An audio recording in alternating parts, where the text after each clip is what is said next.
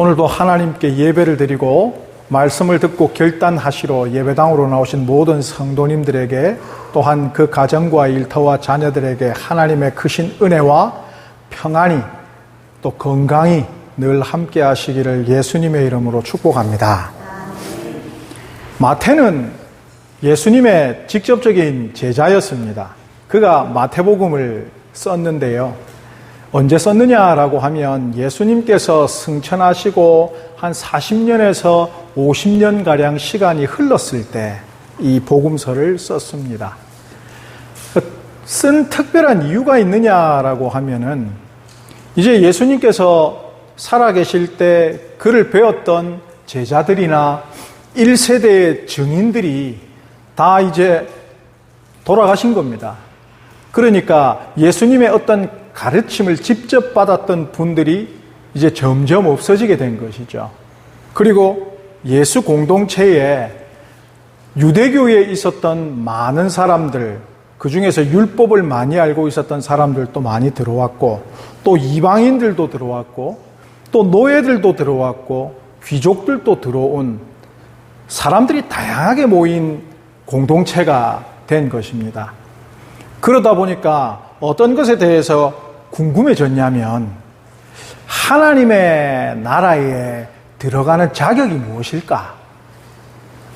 이게 궁금해진 겁니다. 왜냐하면 그 시대에는 일을 많이 하고 공이 큰 사람이 잔치 자리에 갔을 때 상석에 앉는 그런 문화가 있었기 때문에, 내가 다 하나님의 그 예수의 공동체 안에서 열심히 일했으니까 그것에 대한 관심이 있는 겁니다. 내가 예수님한테 상 좀 받아야 되겠다. 나는 이 정도 됐으니까 예수 공동체에서 혹은 천국에서 좋은 자리 하나 맡을 수 있지 않을까라는 생각이 든 것이죠. 그래서 마태가 예수님께서 이런 말씀을 하셨던 적이 있는데 라는 것을 기억해내고 그들에게 이렇게 글을 남긴 것이죠. 하나님의 나라는 어떻고, 그리고 들어갈 수 있는 자격이 무엇인지에 대해서 분명히 알려주기 위함이었습니다. 군대 가기 전에 건설 현장에서 일을 해보기 위해서 인력 시장을 새벽마다 나갔던 적이 있습니다. 뭐 특별한 기술이 있는 건 아니고 그냥 젊음 하나 가지고 새벽마다 인력 시장을 갔죠. 그런데 보기보다 거기 가면 일거리가 늘 있을 줄 알았습니다. 그런데 하루 첫날 가서 기다리는데도 새벽 4시부터 가서 기다렸는데 아침 7시가 될 때까지 선택을 못 받았습니다. 일하시는 분들의. 그래서 그날은 허탕치고 그 다음날 또 갔습니다. 그 다음날 또 아무도 저를 안 데려오고 가는 겁니다. 셋째 날이 됐었는데 한 아저씨가 저에게 오더니 아래 위로 이렇게 훑어봅니다. 지금보다 훨씬 더 몸이 크고 건강했을 때니까요. 당신 힘 좋아요? 물어봅니다. 예, 다른 건 몰라도 힘은 상당히 좋은 편입니다. 라고 하니까 저기 있는, 밖에 있는, 저기 있는 차에 타세요. 라고 얘기를 하더라고요. 아주 기쁜 마음으로 그 차를 탔습니다. 그 차를 타고 건설 현장에 새벽에 일찍 도착을 했는데 5층 건물, 엘리베이터도 없는 그냥 계단으로 올라가는 건물에 모래를 5층, 4층, 3층, 2층에 올려놓는 일과, 그리고 벽면과 바닥에 붙이는 타일을 옮겨놓는 일을 지시받았습니다. 새벽부터 열심히 가서 모래를 한 짐씩 지고 열심히 올라가서 일을 했습니다. 힘들게 일을 하고 한 2시간쯤 지났나? 모든 타일들을 이제 각 층에 옮겨놓고 나니까 차가 한 대 쓱 들어옵니다. 아저씨 몇 분을 이렇게 내려놓고 그 차가 다시 갔는데 그 차에는 뭔지 모를, 쳐다보기만 해도 저분은 기술자구나 라는 이런 느낌이 드는 분들, 아저씨들이 내렸습니다. 그러시더니 저기 5층부터 올라가셔서 타일, 벽면 타일과 바닥의 타일들을 쓱쓱쓱쓱 붙이시는데 뭘 잘 모르는 제가 봐도 굉장히 일을 수월하고 쉽게 하시더라고요. 열심히 서로 간에 일을 하고 나서 이제 마칠 때가 돼 갔습니다. 마치려면 그래도 한 1시간 정도 남았는데 그 기술자 아저씨들은 일찌감치 손 털고 내려오시더라고요. 그러더니 우리한테 수고하시오 하고 가시면서 봉투를 하나씩 받아가시는데 굉장히 두툼해 보였습니다. 그리고 이제 뒷정리까지 끝난 제가 이렇게 이제 일당을 받으려고 서 있는데 봉투를 주는데 생각보다 두툼하지가 않더라고요. 그래서 물어봤습니다.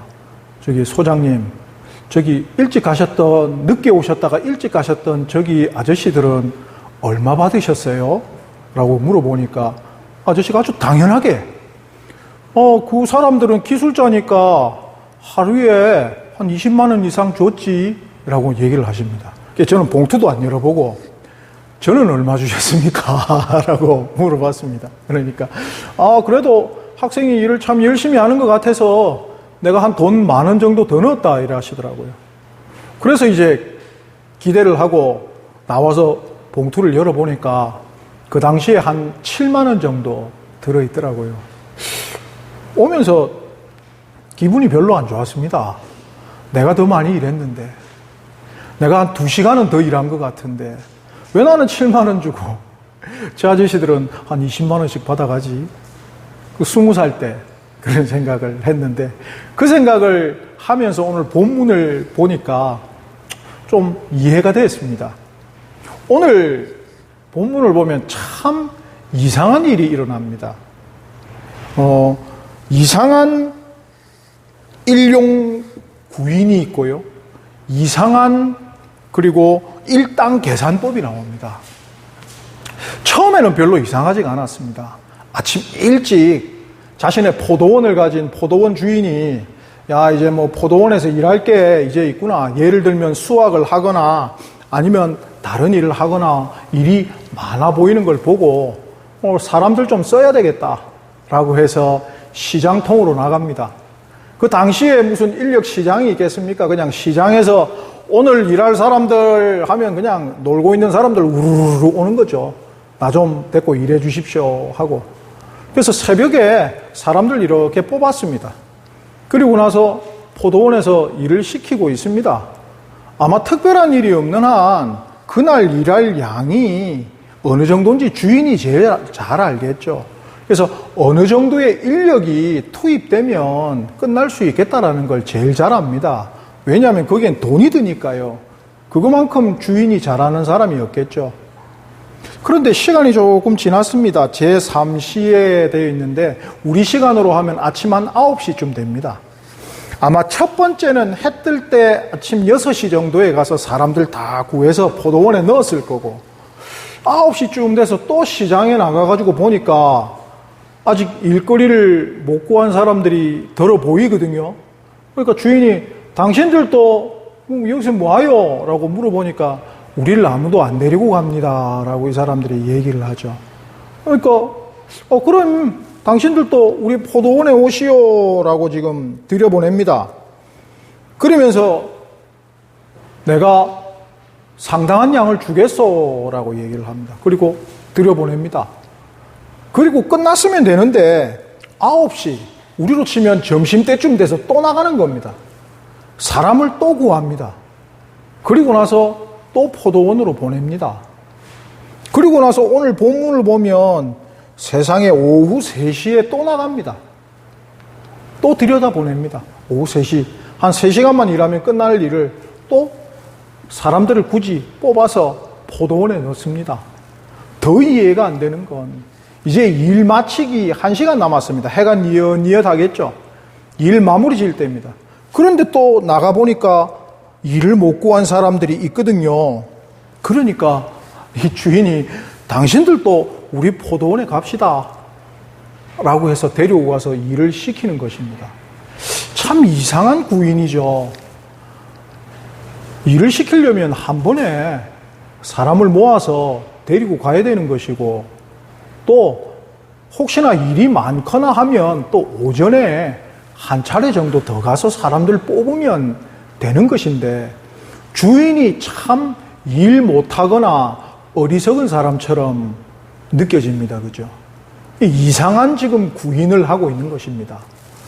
그리고 이제 더 이상한 것은 더 이상한 일당 계산법이 있다라는 것입니다. 5시에 일하러 온 사람들은 아침 6시부터 일하러 온 사람들의 눈치가 보일까요? 안 보일까요? 당연히 보일 수 있죠. 지금 얼마 받는지에 대해서는 아직 결정된 게 없습니다. 지금 결정되어 있는 것은 9시에 온 사람들의 새벽 6시에 온 사람들의 기준만 한 데나리온이 결정되어 있고, 나머지는 주인이 그냥 상당한 만큼 주겠소라고 얘기를 합니다. 이 당시에는 일당을 어떻게 계산을 하냐면 주인의 마음대로입니다. 내가 얼마 주겠소, 일하러 갑시다지, 내가 이 일을 하면 얼마 주십시오라는 시대가 아니라는 겁니다. 그러니까 오직 이 일당을 계산할 수 있는 권리는 누구에게 있냐면 일 시키는 주인에게 있는 것입니다.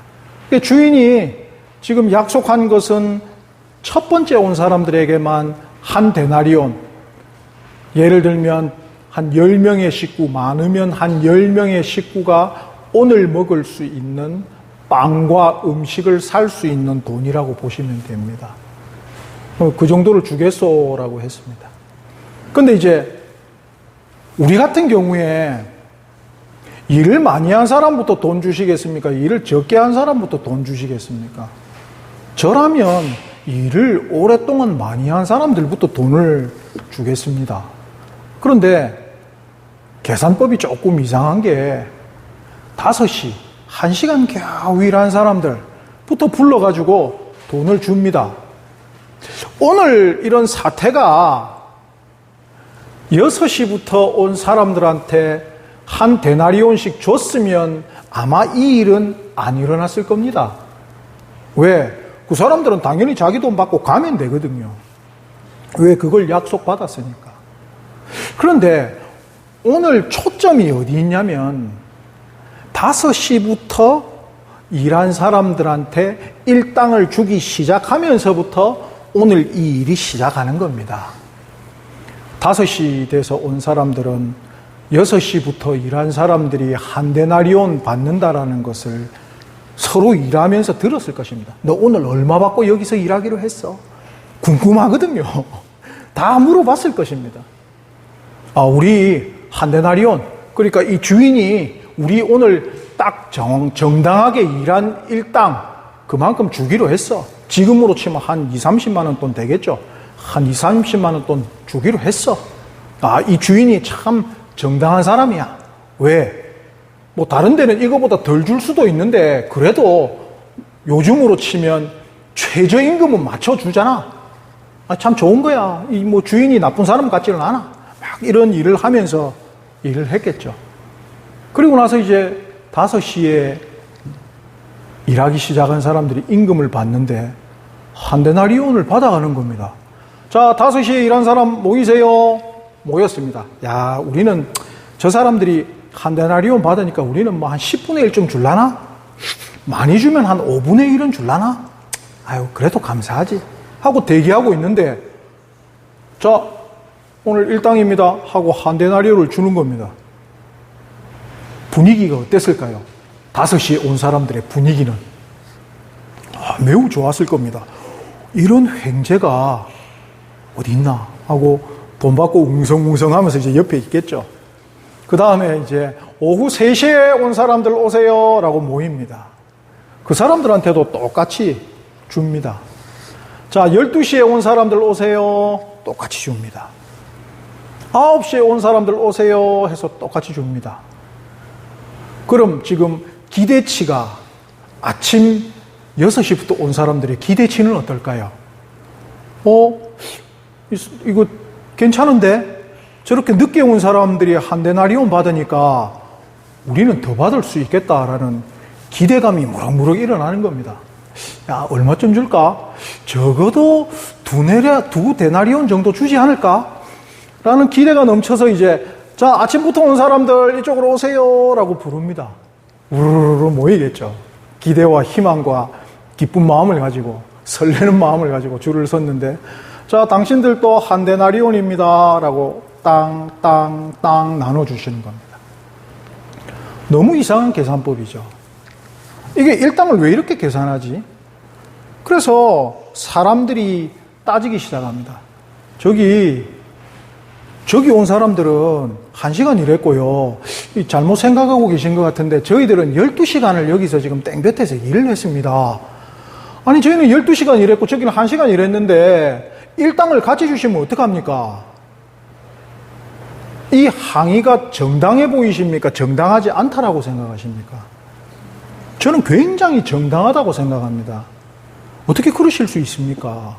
12시간과 1시간을 이라고 지금 얘기를 합니다. 그러자 주인이 거칠게 얘기도 하지 않는 것 같습니다. 왜냐하면 이들을 부를 때 친구여라고 대답을 하거든요. 아주 부드럽게 설명을 해주는 것입니다.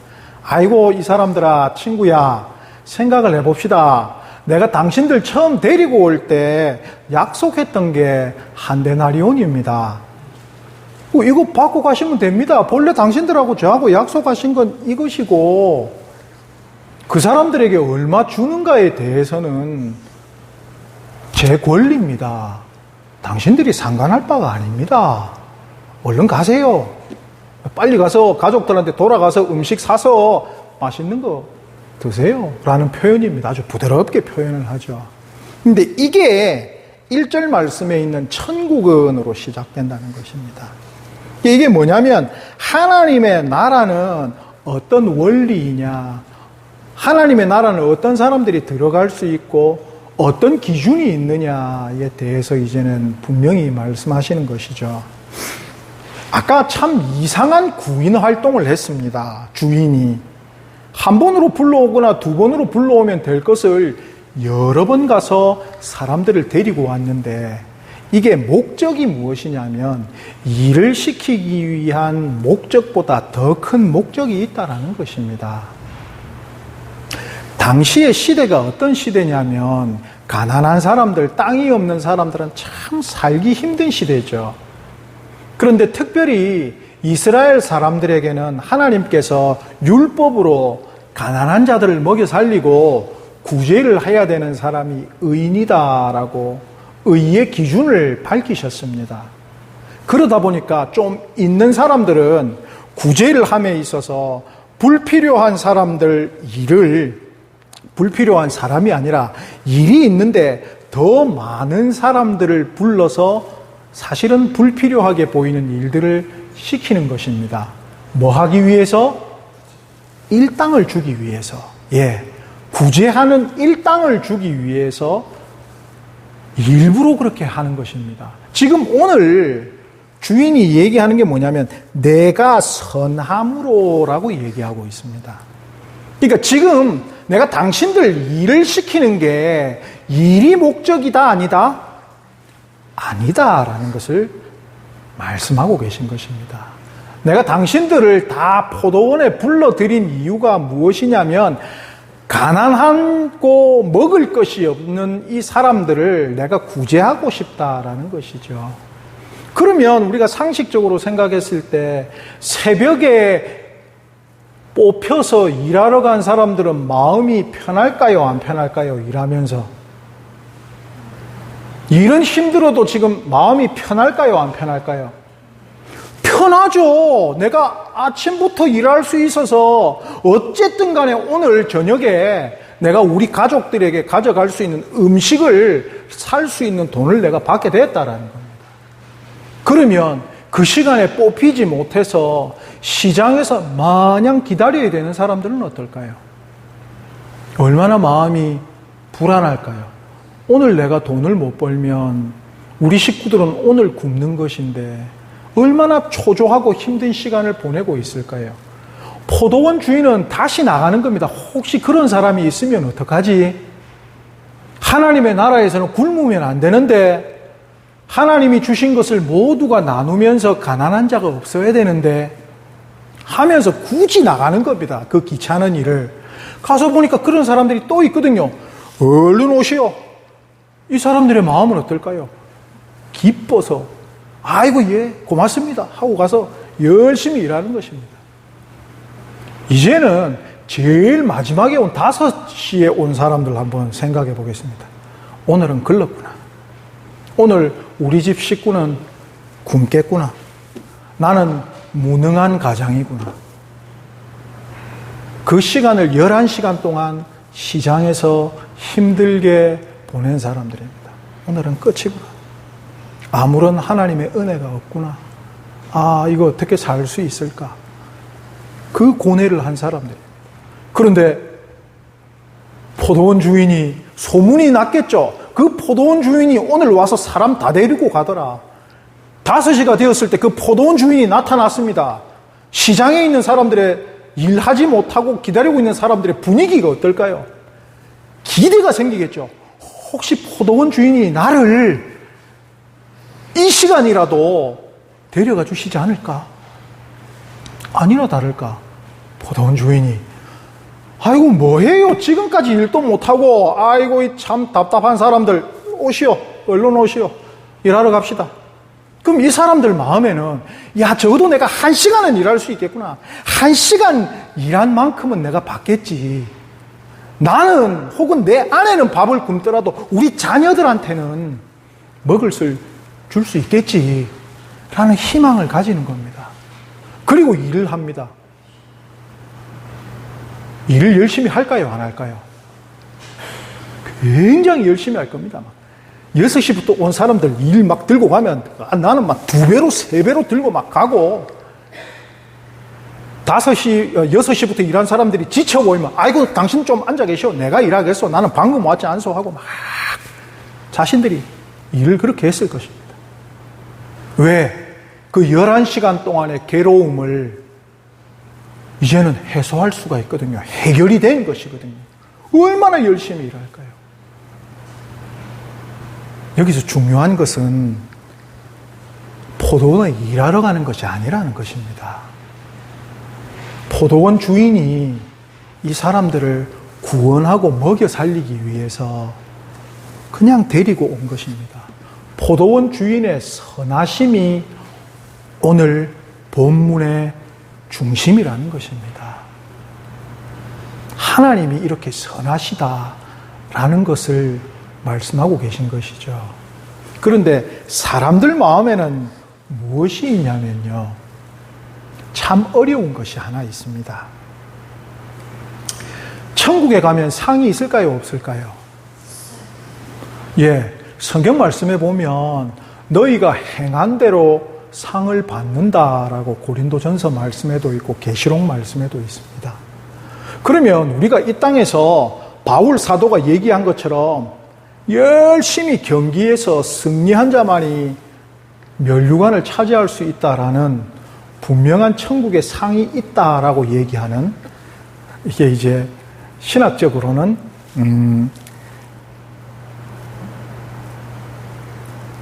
차별적인 상급론 이론입니다. 천국에 가도 차별적으로 상급을 받는다라는 론이 있습니다. 그런데 그에 비해서 균등한 상급론도 있습니다. 그것이 오늘 본문의 기준입니다. 6시에 들어간 사람이나 5시에 들어간 사람들은 다 한 데나리온씩 받았습니다. 또 하나님께서 창세기 15장에 아브라함에게 약속하신 바 상급은 나다. 그러니까 믿는 사람의 상급은 오직 하나님이다 라고 얘기하는, 천국 가면 모든 상급이 균등합니다 라는 이론과 천국에 가면 차별적인 상급이 있습니다 라고 주장하는 두 가지 론이 성경에 같이 있습니다. 어느 것이 맞습니까? 라고 하면 둘 다 모르겠습니다. 왜? 결정권이 누구한테 있다고요?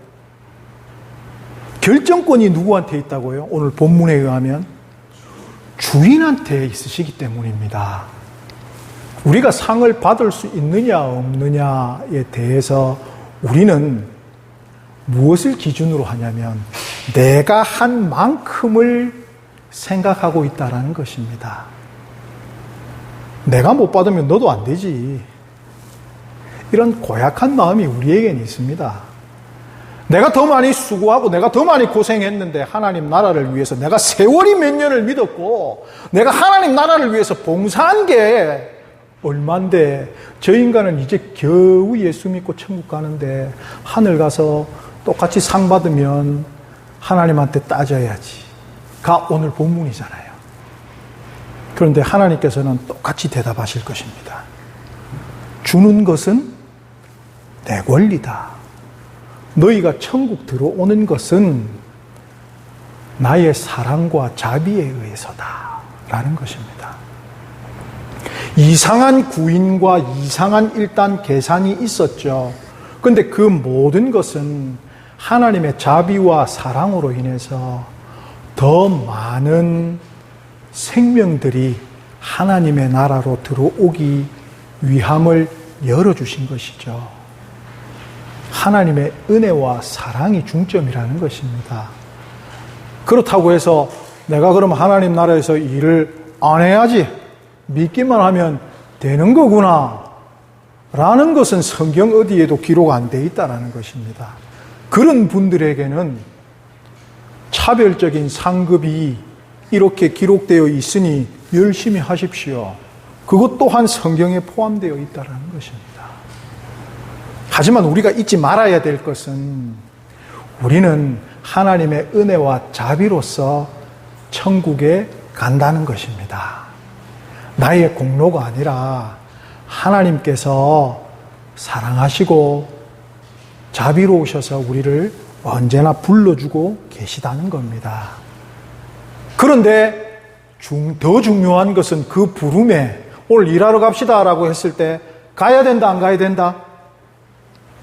가야 된다. 예. 그 하나님의 사랑의 부르심에 시장통에 남아있지 말고 아침에 부르셨으면 아침에 가고 점심때 부르셨으면 점심때 가고 저녁에 부르셨으면 저녁때 가서 열심히 그 포도원을 위해서 일할 때 하나님께서 불러주신 그 일당을 반드시 주신다라는 것을 잊지 말고 하나님께서 주시는 은혜와 사랑에 잘 반응하시는 모든 성도님들 되시기를 예수님의 이름으로 축복합니다. 불러주시는 그 은혜에 감사를 잊지 않고 삶으로 해서 이 땅에서 하나님의 나라를 풍성히 누리시는 모든 성도님들 되시기를 예수님의 이름으로 축복합니다. 기도하겠습니다.